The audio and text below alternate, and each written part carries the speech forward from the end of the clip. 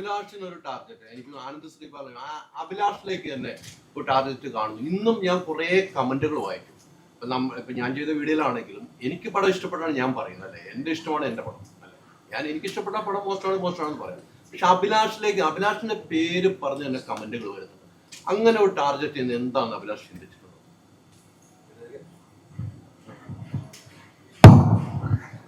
ചേട്ടാ, എനിക്കറിയില്ല സത്യത്തിൽ അത് എന്താന്നുള്ളത്. എനിക്കും എന്നെ 1-2 പേര് അയച്ചു തന്നിരുന്നു. എനിക്ക് തോന്നുന്നത് മാളികപ്പുറം ഇറങ്ങിയ സമയം, മാളികപ്പുറത്തിന് മുന്നേ എനിക്ക് അങ്ങനെ ഒരു അറ്റാക്ക് എൻ്റെ നേരെ അതിന് മുന്നത്തെ സിനിമകളൊന്നും ഞാൻ കണ്ടിട്ടില്ല. പക്ഷേ മാളികപ്പുറത്തിന് ശേഷം ഞാൻ കണ്ടിട്ടുണ്ട്. അത് സിനിമയായിട്ട് ബന്ധപ്പെട്ടല്ല. ഇപ്പോൾ നമ്മൾ ഫേസ്ബുക്കിൽ ഒരു പോസ്റ്റ് ഇട്ടാൽ പോലും എൻ്റെ താഴെ വന്നിട്ട്, പക്ഷേ ഇതൊന്നും മുഖമില്ലാത്ത ആളുകൾ കേട്ടാ. അങ്ങനെ ഇതിന് കൃത്യമായ ഒരു ജെനുവിൻ അക്കൗണ്ടിൽ നിന്ന് ഞാൻ ഇന്ന് അങ്ങനെ കണ്ടില്ല. അപ്പം തീർച്ചയായിട്ടും നല്ലത് എത്ര ആളുകൾ മോശമെന്ന് പറഞ്ഞാലും നല്ലതിനെ സ്വീകരിക്കുന്ന ഒരു ജനതയാണ് കേരളത്തിലുള്ളത്. അതുകൊണ്ട് എനിക്ക് പേഴ്സണലി എൻ്റെ സിനിമ നന്നാവുന്നുള്ളതാണ്. അപ്പം എന്നെ ആരും മോശം പറഞ്ഞാൽ അത് എന്നെ ബാധിക്കുന്ന ഒരു വിഷയമായിട്ട് ഞാൻ കാണുന്നില്ല. കാരണം ഞാൻ എന്താണെന്ന് എനിക്കും അറിയാം, എൻ്റെ ചുറ്റും നിൽക്കുന്നവർക്കും അറിയാം. അപ്പോൾ തീർച്ചയായിട്ടും പുറത്തു നിന്നൊരാളുടെ ഒരു സർട്ടിഫിക്കറ്റ് വേണ്ട എന്ന് എനിക്ക് എൻ്റെ ചുറ്റും നിൽക്കുന്നവർ എന്നെ മോശം പറയുകയാണെങ്കിൽ ഞാനത് സമയം ഉറപ്പായിട്ടും എനിക്ക് അങ്ങനെ ഒരു മോശം കാര്യം പറയിപ്പിക്കാനുള്ളൊരു സിറ്റുവേഷൻ ഞാൻ ജീവിതത്തിൽ ഇന്നേ വരെ എടുത്തിട്ടില്ല. അപ്പോൾ തീർച്ചയായിട്ടും ആ ഒരു അറ്റാക്കിനെ ഞാൻ ഈ സിനിമയിൽ ഞാൻ കണ്ടു. ഇതിന് മുന്നേ ഇതിൻ്റെ സോങ്സ് ഇറങ്ങുമ്പോഴും ട്രെയിലർ ഇറങ്ങുമ്പോഴും അത് എന്നെന്ന് മാത്രമല്ല മാളികപ്പുറം ടീമിനെ പേരെടുത്ത് പറഞ്ഞ് ചെയ്യുന്ന ഞാൻ കണ്ടിട്ടുണ്ട്. ഞാനും വിഷ്ണുവും രഞ്ജനും ഒക്കെ ഞങ്ങൾ എത്രയോ തവണ ഇത് ഡിസ്കസ് ചെയ്തിട്ടുണ്ട്. എന്തിനു വേണ്ടി ഞങ്ങൾ എന്താണ് അതിന് മാത്രം എന്ത് തെറ്റാ ചെയ്തത്? ഒരു സിനിമ ചെയ്തതോ? ഒരു ഭക്തി ലെയറിലുള്ള ഒരു സിനിമ ചെയ്താണോ ഞങ്ങൾ ചെയ്ത തെറ്റ്? ഞാൻ പറഞ്ഞില്ല, തീർച്ചയായിട്ടും ആഫ്റ്റർ മാളികപ്പുറം തന്നെയാണ് എനിക്ക് അങ്ങനെ ഒരു സിറ്റുവേഷൻ ഫേസ് തുടങ്ങിയത്. പക്ഷേ ഇന്ന് ഞാൻ പറയുന്നു, ഇതൊന്നും വലിയ വിഷയമായിട്ട് ഞാൻ കാണുന്നില്ല. കാരണം എൻ്റെ സിനിമകൾ ഞാൻ വളരെ എൻജോയ് ചെയ്ത് ചെയ്യുന്നതാണ്. ഞാൻ പറയുന്ന കഥ ഇഷ്ടപ്പെടുന്ന ഒരു സംവിധായകനും അത് ഇഷ്ടപ്പെട്ടുകൊണ്ടുള്ള ആർട്ടിസ്റ്റുകൾ വരുന്നതും ഇത്രയും പൈസ മുടക്കാൻ പ്രൊഡ്യൂസേഴ്സ് വരുന്നതും. അപ്പോൾ എന്നെ സംബന്ധിച്ച് ഞാനിത് ചെയ്തുകൊണ്ടേയിരിക്കും. ഈ പറയുന്ന ഒരു വിഭാഗം, അതായത് 100-ൽ 3% കാണും. അതുവരെ മാറ്റിയെടുത്തിയാൽ 97% വരുന്ന കേരളത്തിലെ ഫാമിലി ഓഡിയൻസും ഞങ്ങളൊപ്പം നിൽക്കും. എനിക്ക് ഉറപ്പുണ്ട് സുമതിയോളം എന്ന് പറയുന്നത് തീർച്ചയായിട്ടും ഇവിടെ മാളികപ്പുറം കണ്ട് ഇഷ്ടപ്പെട്ട ഫാമിലി ഓഡിയൻസിന് വേണ്ടി തന്നെ ചെയ്ത സിനിമയാണ്. അതുകൊണ്ട് അത് കേരളത്തിലെ ജനങ്ങൾ ഏറ്റെടുക്കുന്ന ഹൈദർക്കയുടെ വീഡിയോ ഞാൻ കണ്ടിരുന്നു. ഒരുപാട് നന്ദിയുണ്ട്. കാരണം സിനിമ കണ്ട് എനിക്ക് ഒന്ന് 2 മണിക്കൂറിൽ ഹൈദർക്ക് ഒരു വീഡിയോ റിവ്യൂ ഇട്ടു. ഒരുപാട് സന്തോഷമാണ് അങ്ങനെ വീഡിയോ ഇട്ടല്ല. ഞാൻ ജെനുവിനായിട്ട് സംസാരിച്ചോളൂ. ടാർഗറ്റ് ചെയ്ത് ഒരു സിനിമയെ അങ്ങനെ മോശമാക്കാനുള്ളത് ആരും ഇടില്ല എന്നെൻ്റെ വിശ്വാസം. അങ്ങനെ ഇട്ടാലും അത് കേരളത്തിലെ ജനങ്ങൾ റിജക്റ്റ് ചെയ്യത്തുള്ളെന്നാണ് എൻ്റെ തോന്നൽ. അഭിലാഷ് പറയുന്നു മാളികപ്പുറത്തിന്റെ ഓഡിയൻസ്, ആ കുടുംബമാണ് മാളികപ്പുറം കുടുംബമാണ് ഈ സിനിമ ഏറ്റെടുക്കുന്നു എന്ന് പറയുമ്പോൾ ആ മാളികപ്പുറത്തിൽ തന്നെയാണ് അഭിലാഷ് നിൽക്കുന്നതെന്ന് പോലെ എനിക്ക് സ്വയം തോന്നുന്നു. ചേട്ടാ, മാളികപ്പുറം ഏറ്റെടുത്തെന്ന് വെച്ചാൽ മാളികപ്പുറത്തിൻ്റെ ഒരു ഓഡിയൻസ് നല്ലത് ഫാമിലി ഓഡിയൻസിനാണ് പറഞ്ഞത്. അതായത് ഫാമിലി ഓഡിയൻസ് വന്ന് കണ്ടുകൊണ്ടാണ് ആ പടം വിജയിച്ചത്. ആ പടം എന്ന് മാത്രമല്ല, ഇപ്പം ഹിറ്റാവുന്ന കുടുംബ ചിത്രങ്ങളെല്ലാം എപ്പോഴും അറിയില്ല. അത് ആദ്യത്തെ ഒരു 3 ദിവസം യങ്സ്റ്റേഴ്സിൻ്റെ ഒരു തിരക്ക് കഴിഞ്ഞാൽ തിങ്കളാഴ്ച മുതൽ ഫാമിലി തിയേറ്ററിൽ വന്നാൽ മാത്രമാണ് ആ സിനിമ വിജയിക്കുന്നത്. അപ്പം ഞാൻ ആ പറഞ്ഞ ഓഡിയൻസ് എന്ന് പറയുന്നത് ഞങ്ങളുടെ ആ സിനിമ വിജയിക്കാനും കാരണക്കാരായ കേരളത്തിലെ ആ കുടുംബങ്ങൾ വരുമെന്നാണ് ഞാൻ ഉദ്ദേശിച്ചത്. അതുകൊണ്ട് തന്നെ ഞാൻ പറയുന്നു, ഇപ്പം എൻ്റെ എല്ലാ സിനിമകളും ഞാൻ കുടുംബ പ്രേക്ഷകരെ ഹൈലൈറ്റ് ചെയ്താണ്, അവരെ ഫോക്കസ് ചെയ്താണ് എഴുതാറുള്ളത്. അപ്പം ആ പ്രേക്ഷകരെയാണ് ഞാൻ പ്രതീക്ഷിക്കുന്നത്, അല്ലെങ്കിൽ ഞങ്ങൾ പ്രതീക്ഷിക്കുന്നത്. അപ്പം ഈ സിനിമ ഇന്നിപ്പം വൈകുന്നേരത്തെ ഒട്ടുമിക്ക സെൻറ്ററുകളും ഹൗസ്ഫുൾ ഷോ ആണ്. എനിക്ക് 100% ഉറപ്പാണ് വൈകുന്നേരത്തെ ഷോസ് വരുന്നത് ഫാമിലി ആയിരിക്കും. കാരണം വെള്ളിയാഴ്ചയാണ്, നാളെ അവധിയാണ്. തീർച്ചയായിട്ടും അവരിനിയും വന്ന് പടം കണ്ട് അവർ പറയുന്ന പബ്ലിസിറ്റി അല്ലെങ്കിൽ മൗത്ത് പബ്ലിസിറ്റിയിലാണ് ഇനി ഈ സിനിമ മുന്നോട്ട് പോകുന്നത്. 100% പറയുന്നു, ഞങ്ങളെടുത്തൊരു എഫേർട്ടിൻ്റെ റിസൾട്ട് കേരളത്തിലെ ജനങ്ങൾ തരും എന്ന് എനിക്ക് 100% വിശ്വാസമുണ്ട്. കാരണം മോശമാണെങ്കിൽ മോശമാണെന്ന് ധൈര്യമായി പറഞ്ഞോളാം ഞങ്ങൾ പറഞ്ഞത്. കാരണം ഇന്ന് രാവിലെ മുതൽ കിട്ടുന്ന ഫീഡ്ബാക്സിലെ ജെനുവിൻ പബ്ലിക് റിവ്യൂസ് വളരെ നല്ല റിവ്യൂസാണ്. ഞാൻ ഈ പറഞ്ഞ പോലെ മുഖമില്ലാത്ത കുറേ ആളുകൾ, അതാരാണെന്നറിയില്ല, എവിടെ നിന്നാണെന്നറിയില്ല, അവരാണിത് ഈ പറയുന്ന പോലത്തെ നെഗറ്റീവ് കമൻറ്റ്സ് ഇടുന്നതും ഡീഗ്രേഡിങ് വീഡിയോസ് ഇടുന്നതും. അത് ഈ സിനിമയ്ക്കെന്നല്ല, ഇപ്പം മലയാള സിനിമയിലെ ഒട്ടുമിക്ക സിനിമകളും ഫേസ് ചെയ്തുകൊണ്ടിരിക്കുന്ന ഒരു സിറ്റുവേഷൻ കൂടെയാണ്. അപ്പോൾ ഇതിനെ ഓവർകം ചെയ്യാൻ പറ്റുമെന്നാണ് ഞങ്ങൾ കരുതുന്നത്. ഈ പടത്തിലൊരു ക്യാരക്ടർ ചെയ്തിട്ടുണ്ട്, ക്യാരക്ടറാണ്, മോശമില്ലാത്ത രീതിയിൽ ചെയ്തിട്ടുണ്ട്. അപ്പം സ്ക്രിപ്റ്റ് ചെയ്യുമ്പോൾ ഈ ക്യാരക്ടർ എനിക്ക് ചെയ്യണം എന്നുള്ളൊരിതുണ്ടായിരുന്നു, അല്ലെങ്കിൽ ആരാണ് ആ ഒരു ഡിസിഷൻ അഭിനയിപ്പിക്കുക എന്നുള്ളൊരു പരിപാടി? ഇല്ല, സ്ക്രിപ്റ്റ് ചെയ്യുമ്പോൾ അങ്ങനെ ചെയ്യാൻ തീരുമാനിച്ചാൽ പിന്നെ വിഷ്ണു ഞാനും ഞങ്ങൾ ഒരു സ്വാതന്ത്ര്യമാണ് അങ്ങോട്ടും ഇങ്ങോട്ടും സംസാരിക്കാനുള്ളത്. അപ്പം ഞങ്ങളൊരു സിനിമ എഴുതുമ്പം ഇപ്പം ഓരോ കഥാപാത്രം ഡിസ്കസ് ചെയ്യുമ്പോഴും ഞങ്ങൾ പറയും ഇന്ന ആൾ ചെയ്ത് നന്നായിരിക്കും. അപ്പം അതിൽ ഈ ഞാൻ ചെയ്ത ഗിരി എന്ന് പറഞ്ഞ കഥാപാത്രം വളരെ ചെറിയൊരു ക്യാരക്ടറായിരുന്നു. അപ്പോൾ വിഷ്ണുവായിട്ട് ഞാൻ ഡിസ്കസ് ഇവിടെ എന്ന കാര്യം ചെയ്തത് ഞാൻ ചെയ്യാം എന്ന് പറയുമ്പോൾ അവൻ എന്നാൽ ചേട്ടൻ ചേട്ടാ നമുക്കത് ചെയ്യാമെന്ന് പറഞ്ഞു. പിന്നെ ഞങ്ങൾ വീണ്ടും സ്ക്രിപ്റ്റ് വർക്ക് ചെയ്തപ്പോൾ ആണ് അതിനെ ഒന്നും കൂടെ ഒന്ന് മുന്നോട്ട് കുറച്ചുകൂടെ വർക്ക് ചെയ്യാമെന്ന് കരുതിയത്. അപ്പോൾ അങ്ങനെ വർക്ക് ചെയ്തപ്പോൾ കുറച്ചും കൂടെ ഒരു ലെങ്തി ക്യാരക്ടറായി മാറി. പിന്നെ ഇവരുടെ ഒപ്പം ചെയ്ത് തുടങ്ങിയപ്പം പല സീക്വൻസിലേക്കും ഞങ്ങൾ റീവർക്ക് ചെയ്ത് അങ്ങനെ പോയതാണ്. അപ്പോൾ അത് കുഴപ്പമില്ലെന്ന് പറഞ്ഞ സന്തോഷമുണ്ട് കേട്ടോ. അത് അങ്ങനെ അഭിനയിക്കാൻ അറിയാം എന്നുള്ള ഓവർ കോൺഫിഡൻസ് ഇപ്പോൾ ചെയ്തതൊന്നുമല്ല. കൂട്ടുകെട്ടിൽ അത് സൗഹൃദത്തിനിടയിൽ നിന്നോണ്ട് മാത്രമാണ് അത് ചെയ്യാൻ പറ്റിയത്. സിനിമ കണ്ടായിരുന്നോ? ആളുടെ അഭിനയം എങ്ങനെയുണ്ട്? മോശമല്ലാത്ത രീതിയിൽ. ഓക്കെ.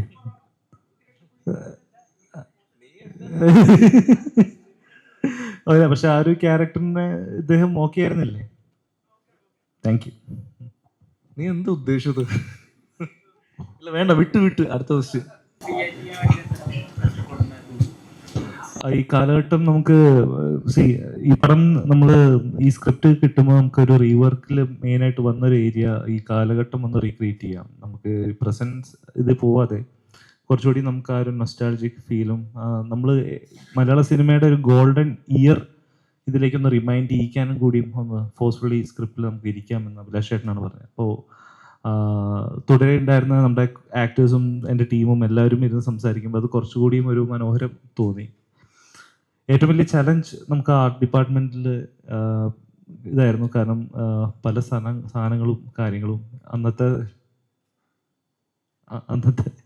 അന്നത്തെ കാര്യങ്ങൾ ഇപ്പോൾ അത്രയും അവൈലബിൾ അല്ല. ഇപ്പോൾ നിങ്ങൾക്ക് സിനിമ കാണുമ്പോൾ തന്നെ അറിയാം, പഴയ തിയേറ്റർ, പഴയ വണ്ടികൾ, പിന്നെ അവരുപയോഗിച്ച ചെറിയ ചെറിയ മൈന്യൂട്ടായിട്ടുള്ള പല വസ്തുക്കളും നമുക്കത് കളക്ട് ചെയ്യുക, അതിനെ ആ സമയത്തുള്ള ഏറ്റവും പുതുമയിൽ കൊണ്ടുവന്ന് പ്രസൻറ്റ് ചെയ്യുക എന്ന് പറഞ്ഞാൽ കുറച്ച് ടാസ്ക് തന്നെയായിരുന്നു. അജയ് മാങ്ങാട് നമ്മുടെ ആർട്ട് ഡയറക്ടർ അതിന് ഒരുപാട് എഫേർട്ട് എടുത്തു.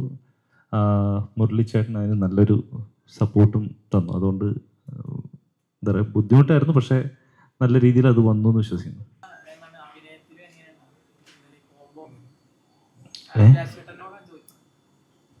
അർജുനുള്ള കോമ്പോ അല്ല, ഞാൻ പറയല്ലേ, ഞങ്ങളിപ്പം ഞങ്ങളുടെ ഈ സിനിമ എന്ന് പറയുന്നത് ശരിക്കും പറഞ്ഞാൽ ഒരു സൗഹൃദ കൂട്ടായ്മയിലുണ്ടായ സിനിമയാണ്. സിനിമ തുടങ്ങിയതിന് ശേഷം ഒരു 3-4 ദിവസം കഴിഞ്ഞപ്പോൾ പിന്നെ ഞങ്ങളുടെ ഒരു കുടുംബം പോലെയാണ്.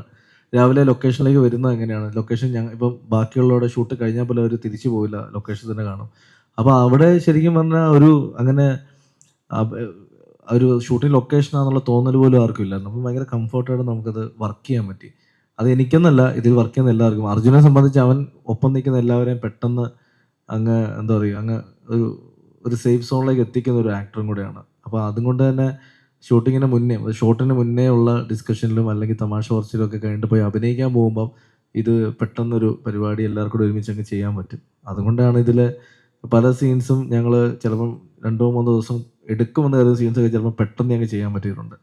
അപ്പോൾ അത് തീർച്ചയായിട്ടും സൗഹൃദത്തിനുള്ളിൽ നിന്ന് ചെയ്തുകൊണ്ടാണ് സംഭവിച്ചിരുന്നത്. സിദ്ധാർത്ഥിന്റെ കഥാപാത്രങ്ങൾ പല കഥാപാത്രങ്ങൾ നമ്മൾ കണ്ടിട്ടുണ്ട്. പ്രമുഖത്തിലാണെങ്കിൽ മുന്നിലുള്ള കോമ്പിനേഷൻ ഉണ്ട്. ഇതിൽ അതൊന്നും അല്ല, നമുക്ക് ഇത് വേറൊരു കഥാപാത്രത്തിന് മൂഡ് കിട്ടും. പല രീതിക്കുള്ള താങ്കളുടെ എക്സ്പ്രഷനിൽ തന്നെ പലതും നമുക്ക് ഓർത്തെടുക്കാൻ പറ്റുന്ന രീതിക്കാണ്.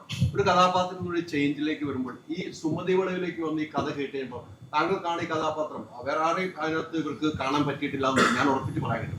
താങ്കൾ അത്രമാത്രം ഒരു സിറ്റുവേഷനിലേക്കായിരുന്നു ഈ കഥാപാത്രം ഉൾക്കൊണ്ടെടുത്തത്.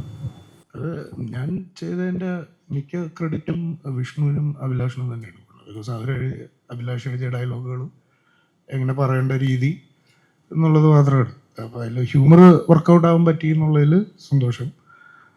Because it is crafted that way also. So അതിലൊരു ഫ്ലിപ്പുള്ള ക്യാരക്ടറാണ്.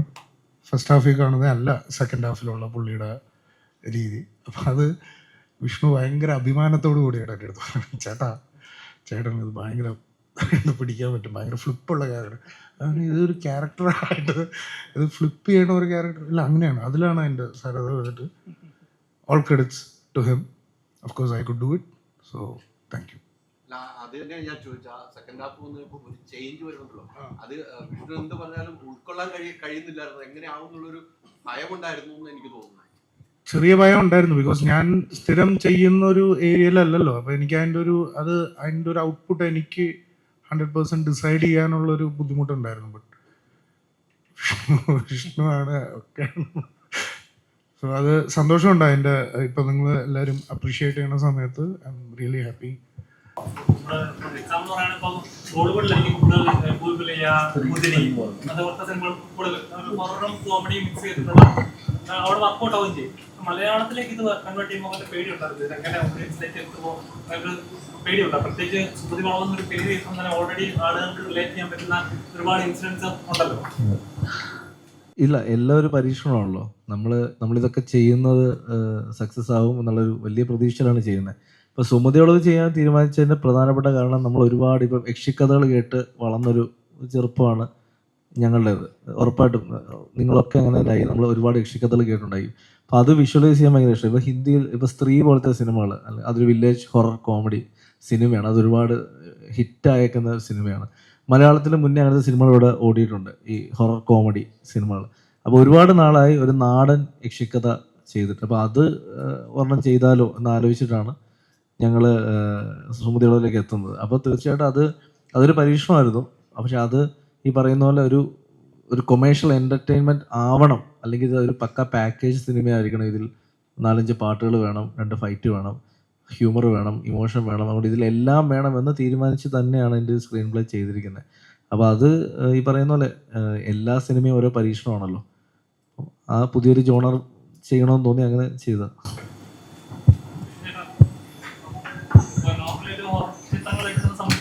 ഒരു പ്രഡിക്ഷൻ ഉണ്ട്. ഇപ്പോൾ തിയേറ്ററിൽ കാണുന്ന ഒരു ഓഡിയൻസ് ഉണ്ടാകുന്ന ഒരു പ്രഡിക്ഷൻ ഉണ്ട്. അടുത്ത സീനിൽ അടുത്ത ഷോട്ടിൽ ജംപ് ഷോട്ട് ആയിരിക്കും. ഇത് സാധനം ഉണ്ട്. അത് ബ്രേക്ക് ചെയ്യുക എന്ന് പറയുന്നത് ഒരു ഡയറക്ടറെ സംബന്ധിച്ച് ചെറിയൊരു കാര്യമില്ല. ഇതുവരെ കണ്ടിട്ടുള്ള ഹൊറർ ചിത്രങ്ങളെല്ലാം ബ്രേക്ക് ചെയ്യുന്ന ഒരു സാധനം ക്രിയേറ്റ് ചെയ്യാം. 1-2 പോയിന്റിൽ അത് ഫീൽ ചെയ്തായിരുന്നു. ശരിക്കും റിസർച്ച് ചെയ്തായിരുന്നു. നമ്മൾ റിസർച്ചിനുപരി എൻ്റെ ഏറ്റവും വലിയ റിസർച്ച് പോയിന്റ് എന്ന് പറയുന്നത് ഞാൻ പറഞ്ഞില്ലേ നേരത്തെ, ഈ 90s സിനിമകൾ തന്നെയായിരുന്നു. ഞാനപ്പോൾ കാസ്റ്റിനോട് എപ്പോഴും പറയും, ഇവർക്ക് എപ്പോഴും ഇതെന്താ ചേട്ടാ ഇങ്ങനെ ഒരു പാറ്റേൺ പിടിക്കുന്നത് ചോദിക്കുമ്പോൾ ഞാൻ പറയും, നമ്മൾ ഈ സിനിമകൾ കിട്ടുമ്പോൾ നമുക്ക് കിട്ടിയൊരു ഡ്രൈവ്. അപ്പോൾ ഈ 90s ലേറ്റ് 80s ഉണ്ടായിരുന്ന സിനിമകൾ, അതിനെ നമുക്കൊന്ന് ആ സമയത്തുണ്ടായിരുന്ന പെർഫോമൻസ് അല്ലെങ്കിൽ ആ സമയത്തുണ്ടായിരുന്ന സിനിമയുടെ ഒരു എസ്തെറ്റിക്സിനെ ഒന്ന് റീക്രിയേറ്റ് ചെയ്ത് ശ്രമിച്ചു നോക്കാം. നമുക്ക് 1-2 സീൻസ് വേണ്ടി വന്നു എനിക്ക് തോന്നുന്നു എല്ലാവർക്കും അതൊന്ന് കൺവിൻസ് ആവാനായിട്ട്. അതായത് ശരിയാണ്, ഇതിനൊരു പ്രത്യേക കിക്കുണ്ട്. എല്ലാ തവണയും നമ്മൾ ഈ എന്താ പറയുക, ഇൻ്റർനാഷണൽ ക്വാളിറ്റിക്ക് പകരം നമുക്ക് നമ്മുടേതായിട്ടുള്ളൊരു കുറേ നാടൻ പരിപാടികളുണ്ടല്ലോ. അപ്പോൾ അതാണ് ഞാൻ മെയിൻലി ഈ സിനിമയിലൂടെ ഫോക്കസ് ചെയ്ത്. അത് തന്നെയായിരുന്നു എൻ്റെ ഏറ്റവും വലിയ റിസർച്ച്. ആ ഒരു നാടൻ ചേരുവകൾ വെച്ചിട്ട് ഒരു നാടൻ പരിപാടി. That's all about this film. പിന്നെ സുമതി വളവിൻ്റെ കാര്യം ചോദിച്ചപ്പോൾ എനിക്കിപ്പോൾ ഈ ഒരു നിമിഷം അതൊന്ന് റിമൈൻഡ് ചെയ്യാനായിട്ട് ഉണ്ട്. അഭിലാഷ് ഏട്ടാ, നമ്മുടെ സിനിമ ഇപ്പോൾ കേരള ജനതയിൽ മൊത്തം നമ്മുടെ പ്രീവിയസ് ഇൻ്റർവ്യൂസിൽ നമ്മൾ സോളിഡായിട്ട് പറഞ്ഞൊരു കാര്യമായിരുന്നു, ഇത് based on not a true events, it's inspired from the true events. Sumathi വളവിൽ ഉണ്ടായ ഇൻസിഡൻസിനെ ഇൻസ്പയർ ചെയ്തിട്ടാണ് ഈ ഒരു സിനിമ നമ്മൾ ടോട്ടലി ഡിസൈൻ ചെയ്തേക്കുന്നത്. ഒരിക്കലും സുമതി വളവ് എന്നുള്ള ഒറിജിനൽ സ്റ്റോറി അല്ല. അല്ലെങ്കിൽ ട്രിവാൻഡ്രത്തുള്ള കാരണം തിരുവനന്തപുരത്തുള്ള സുമതിനെ ഞാനും വിഷ്ണുവും ചേർന്ന് കൊച്ചിയിലേക്ക് കൊണ്ടുവന്നു. അത് എന്തുകൊണ്ടാണ് പറഞ്ഞതാണ്, ശരിക്കും സുമതിവളവെന്ന് കേൾക്കുമ്പോൾ തിരുവനന്തപുരത്തുള്ള പാലോട് സുമതിവളവിൻ്റെ കഥയാണെന്ന് കഥയായിട്ടായിരിക്കും അത് പറയുന്നത്. ഞങ്ങളെല്ലാ ഇൻ്റർവ്യൂകളിലും ഞങ്ങളുടെ എല്ലാ പോസ്റ്റുകളും ഞങ്ങൾ പറയാറുണ്ട്, ഞങ്ങൾ ആ വളവ് എന്ന് പറയുന്ന കൺസെപ്റ്റ് മാത്രമാണ് എടുത്തിരിക്കുന്നത്. പിന്നെ ആ പേര് കേൾക്കാൻ നല്ല രസമല്ലേ, സുമതി വളവ്, അതുകൊണ്ടാണ് ആ പേരെടുത്തത്. ഒരിക്കലും ഇത് തിരുവനന്തപുരം മയിലുമൂടുള്ള അല്ലെങ്കിൽ പാലോടുള്ള സുമതി വളവുമായിട്ട് കുല ബന്ധം പോലും ഇല്ല കേട്ടോ. ആ വളവിന് ആ പേരും അവിടെ നമുക്ക് ഇപ്പം പല സ്ഥലങ്ങളും നമ്മൾ കേട്ടിട്ടുള്ള ഒരുപാട് ഇൻസിഡൻസ് ഉണ്ട്. അത് ഈ സുമതി വളവ് കേട്ടതുകൊണ്ട്, ഈ പറയുന്ന പൂജാരി വളവിൽ കേട്ടതുകൊണ്ട്, അല്ലെങ്കിൽ വയനാട് ചുരത്തിൽ കേട്ടതുകൊണ്ട്. അപ്പോൾ ഇതിൽ നിന്നൊക്കെ പലതിൽ നിന്ന് ഇൻസ്പയർ ചെയ്തെടുത്തേക്കുന്ന ഇവൻറ്റ്സാണ് നിങ്ങൾ ഇന്ന് തിയേറ്ററിൽ കണ്ട പല സംഭവങ്ങളും. അപ്പോൾ അതുകൊണ്ട് ആ കമൻ്റ് ഇട്ട ആളുടെ അവരെ കുറ്റം പറഞ്ഞതല്ല, പുള്ളിയുടെ ചിന്തയിൽ ശരിയായിരിക്കും. പക്ഷെ ഞാൻ പറയുന്നത് ഇപ്പോഴും ഒന്നും കൂടെ ഞങ്ങൾ മീഡിയ സുഹൃത്തുക്കൾ വഴി ജനങ്ങളിലേക്ക് എത്തിക്കുകയാണ്. ഈ സിനിമ ഒരിക്കലും തിരുവനന്തപുരത്തുള്ള സുമതി വളവിൻ്റെ കഥയല്ല. ഇത് ഞങ്ങൾ തന്നെ ക്രിയേറ്റ് ചെയ്ത ഞങ്ങളുടെ ഓൺ സ്റ്റോറി, ആ സുമതി വളവ് എന്ന് പറയുന്ന ആ ഒരു കൺസെപ്റ്റ് വെച്ചു എന്ന് മാത്രമേ ഉള്ളൂ.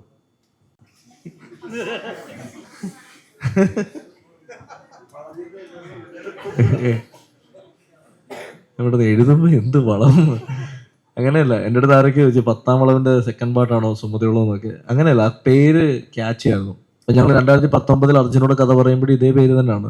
അപ്പം ചില പേരുകൾ അങ്ങനെയാണ്. ഇപ്പം മാളികപ്പുറം എന്നുള്ളൊരു പേര് ഞങ്ങളുടെ അടുത്ത് പലരും ആ പേര് മാറ്റണം എന്ന് പറഞ്ഞാണ്. സിനിമ റിലീസിന് അനൗൺസ് ചെയ്തതിന് ശേഷം പല ആളുകളും വിളിച്ചിട്ട് ആ പേരിടരുത്, ആ പേര് വലിയ പ്രശ്നമാണ്, മാറ്റണം എന്ന് പറഞ്ഞപ്പോൾ ഞാനും വിഷ്ണുവും ഞങ്ങളുടെ സ്ട്രോങ് ഡിസിഷൻ എന്ന് വെച്ചാൽ ആ കഥയ്ക്ക് ആ പേരല്ലാതെ മറ്റൊരു പേര് ചേരില്ല എന്ന് പറഞ്ഞുകൊണ്ട് തന്നെയാണ് ആ പേര് ഞങ്ങൾ സ്റ്റിക്ക് ഓൺ ചെയ്തത്.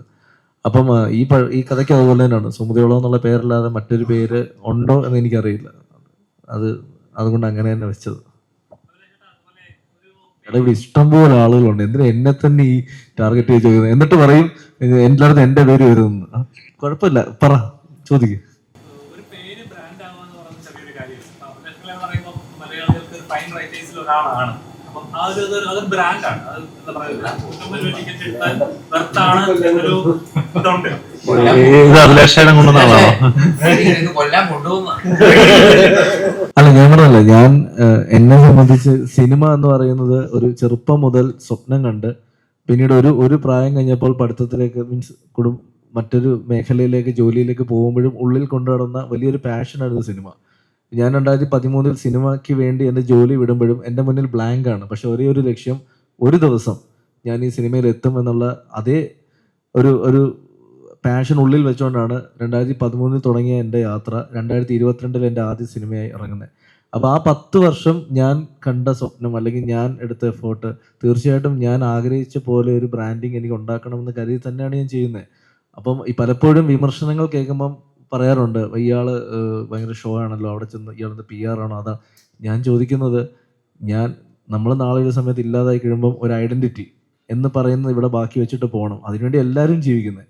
ഞാൻ എൻ്റെ ഐഡന്റിറ്റി ക്രിയേറ്റ് ചെയ്യുമ്പം അതിനെ വിമർശിക്കുന്നവർ വിമർശിച്ചോട്ടെ.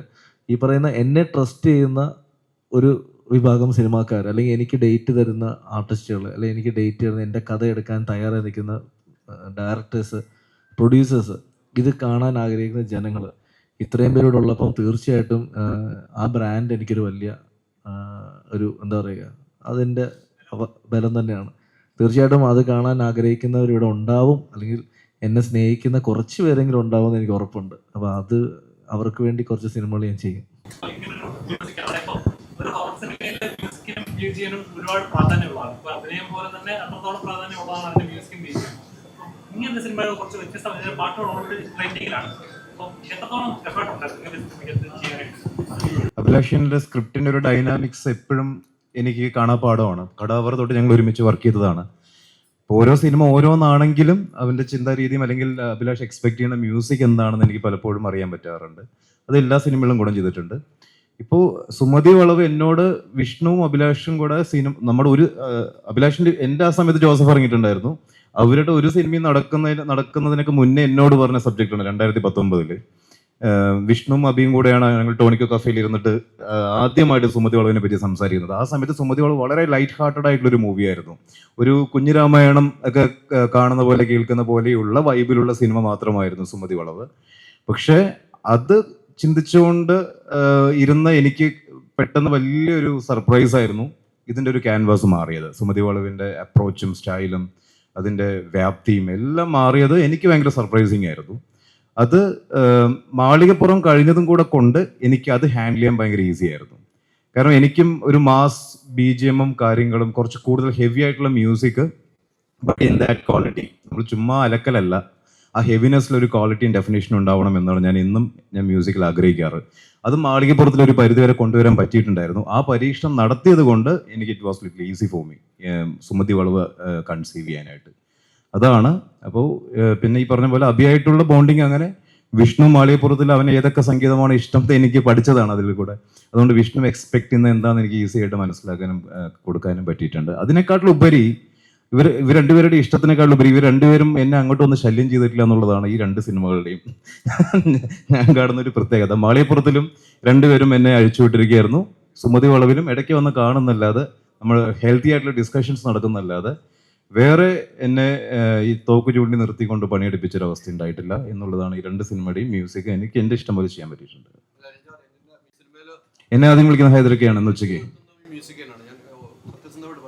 ഇതിന് മുമ്പ് താങ്കൾ പക്ഷെ എനിക്കിതിൽ ഭയങ്കരമായിട്ട് താങ്കൾ റെസ്പെക്ട് തോന്നുന്നു. നല്ല രീതിക്ക് നമ്മുടെ ആ സിനിമ നമുക്ക് ഹൊററിലേക്ക് ആണെങ്കിൽ ഹൊററിലാണ്, കോമഡിയിലേക്കാണെങ്കിൽ കോമഡി, ഓരോ ഇതിലും പല രീതിക്കാണ് ചെയ്തത്. അതിപ്പോ അദ്ദേഹം ചോദിച്ച പോലെ തന്നെ അതിന്റെ മറുപടിയും കറക്റ്റാണ്. പക്ഷെ നിങ്ങൾ തമ്മിലുള്ള കോംബോ എപ്പോഴും ഇഷ്ടപ്പെടുന്ന പ്രേക്ഷകരുണ്ട്. ഈ മ്യൂസിക് ഏറ്റെടുക്കുമ്പോൾ ഏറ്റവും വലിയ ചലഞ്ച് ഏതിലായിരുന്നു? ഇതിൽ ഫ്ലെക്സിബിലിറ്റി കാണിക്കുക എന്നുള്ളതാണ് ഹൈദർക്ക്. അതായത് ഈ പറഞ്ഞ പോലെ എല്ലാ പരിപാടികളും ഈ സിനിമയിൽ മിന്നി മറിഞ്ഞു പോകുന്നു. പക്ഷേ ഈ ചാട്ടം അറിയിക്കാനും പാടില്ല. തമാശയിൽ നിന്നും പെട്ടെന്ന് ജംപ് സ്കെയറിങ് കഴിഞ്ഞു, അടുത്ത് അങ്ങനെ തമാശയിലേക്ക് പോയി, അപ്പോഴേക്കും ഒരു ആക്ഷൻ സീക്വൻസ് വന്നിട്ടുണ്ട്, അപ്പം ഫാമിലി ഡ്രാമ വന്നു. അതാണ് ഈ cinema. It's A combination of all these. അപ്പോൾ അതുകൊണ്ട് തന്നെ എനിക്ക് മ്യൂസിക്കലി ഈ മാറ്റങ്ങൾ കൊണ്ടുവരണം, അത് ചാടി എന്ന് ഫീൽ ചെയ്യിപ്പിക്കാതെ ആ ഫ്ലോയിൽ കൊണ്ടുവരിക എന്നുള്ളതാണ് ഏറ്റവും വലിയ ചലഞ്ച്. അപ്പോൾ അതിനനുസരിച്ച് ഡിസൈൻ ചെയ്യുക, അടുത്ത സീൻ എന്താ അല്ലെങ്കിൽ അടുത്ത റീലിൽ എന്ത് സംഭവിക്കാൻ പോകുന്നു, ആ ഡൈനാമിക്സ് 95% ആണെങ്കിൽ ഇവിടെ 70-75 ഒതുക്കുക എന്നുള്ളൊരു ഡൈനാമിക്സ് ക്രിയേറ്റ് ചെയ്യലാണ് ഈ സിനിമയ്ക്ക് വേണ്ടി എടുത്തൊരു അധ്വാനം.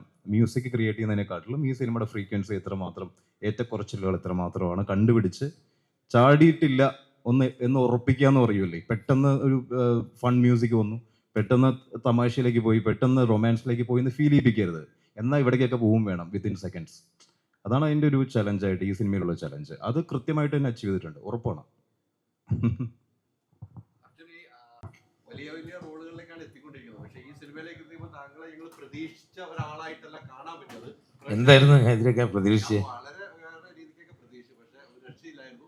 പക്ഷെ പ്രേക്ഷകർ കണ്ടിട്ടവരാണ് ആ പ്രതീക്ഷ രീതിയിലേക്ക് അപ്പുറത്തേക്ക് താങ്കൾ തന്നിട്ടുണ്ട് ഈ സിനിമ. Thank you.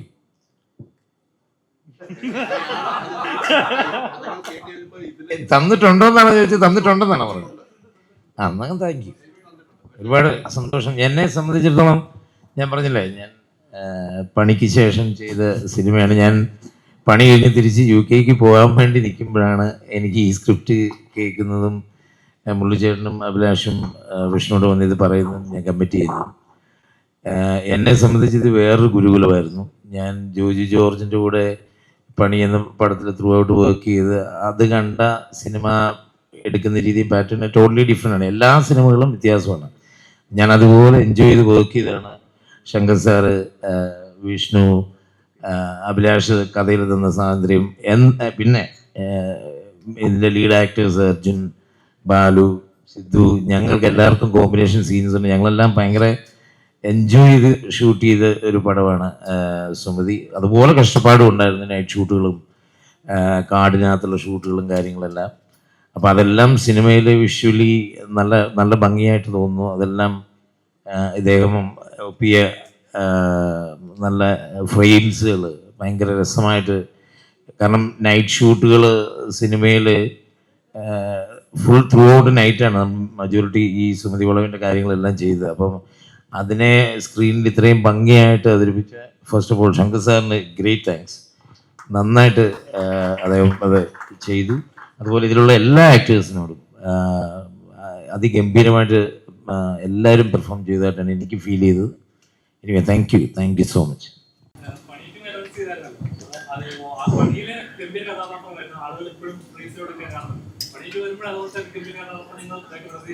പ്രതീക്ഷിക്കുന്നതിന് കുഴപ്പമില്ല, ഞാനും അത് തന്നെയാണ് പ്രതീക്ഷിക്കുന്നത്. പക്ഷേ ജോജു വിളിക്കണം.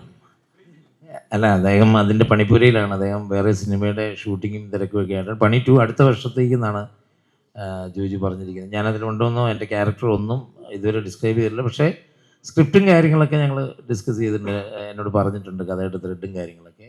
ഭയങ്കര രസകരമായൊരു സബ്ജക്റ്റ് തന്നെ ആയിരിക്കും അത്.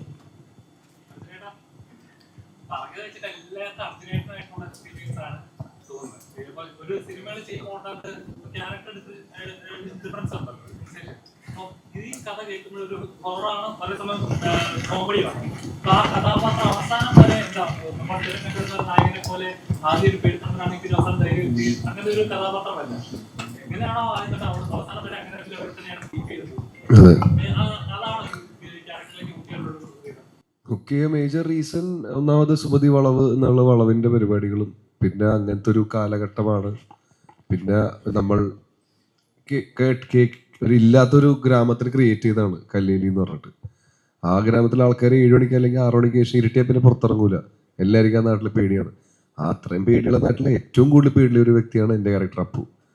അപ്പോൾ ഇങ്ങനെയൊക്കെ പരിപാടികൾ വന്നപ്പോഴും പിന്നെ ടൈപ്പ് ഓഫ് പേടിപ്പിക്കൽ പുതിയ പരിപാടികൾ എന്ന് വെച്ചാൽ നമ്മൾ കണ്ടിട്ടില്ല. നമ്മൾ യക്ഷീനെ പറയാൻ പറ്റുമോ? നമ്മൾ യക്ഷീനായിട്ട് കാണിക്കുന്നില്ലല്ലോ.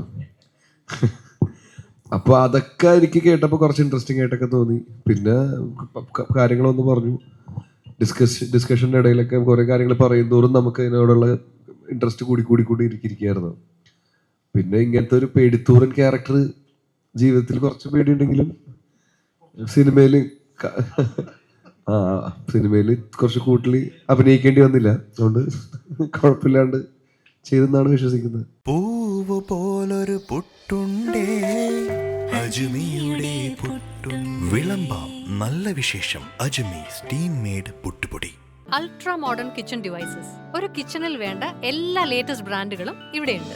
ലോകോത്തര ബ്രാൻഡുകൾ, original products, wide range. MyG future.